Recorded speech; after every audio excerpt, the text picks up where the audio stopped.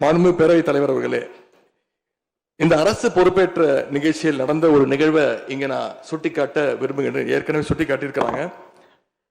அந்த நிகழ்ச்சியில தமிழ்தாய் வாழ்த்து 3வது இடத்துக்கு தள்ளப்பட்டிருக்கு.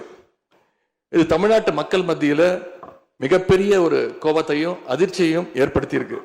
அதை எதிர்கட்சிகள் எல்லோரும் விமர்சிச்சிருக்கிறோம்.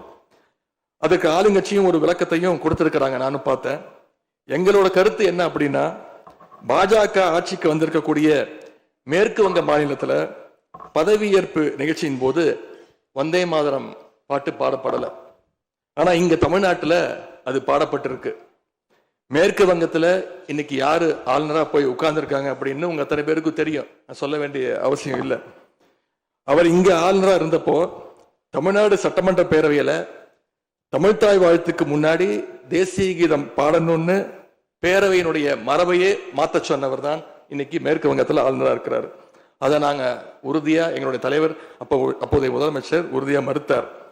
அதனால 2023ஆம் ஆண்டு முதல் தொடர்ந்து 3 வருஷம் அவர் பேரவையிலிருந்து வெளிநடப்பு செஞ்சுட்டு போன காட்சிகளை எல்லாம் நீங்களும் பார்த்திருப்பீங்க. இதன் மூலமா நாங்க சொல்ல வர்றது, அடுத்து விரைவிலேயே இந்த பேரவையில ஆளுநர் உரை நிகழ்த்த இருக்கிறார். ஆகவே ஏற்கனவே உங்களுடைய அரசினுடைய பதவியேற்பு விழாவில் நடந்த அந்த சம்பவம், அந்த தவறு மீண்டும் இந்த பேரவையில நடப்பதற்கு நீங்க அனுமதிக்க கூடாது. நாங்கள் அனுமதிக்க மாட்டோம்.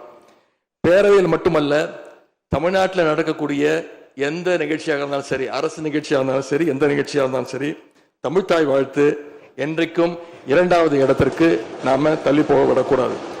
இந்த அரசு அதற்கு அனுமதிக்க கூடாது என்று நான் இங்கே கேட்டுக்கொள்கின்றேன். ரொம்ப விழிப்போடு இருந்து நம்முடைய உரிமையை மரபை பாதுகாக்கணும்னு உங்களை எல்லாம் வலியுறுத்தி நான் கேட்டுக்கொள்கின்றேன்.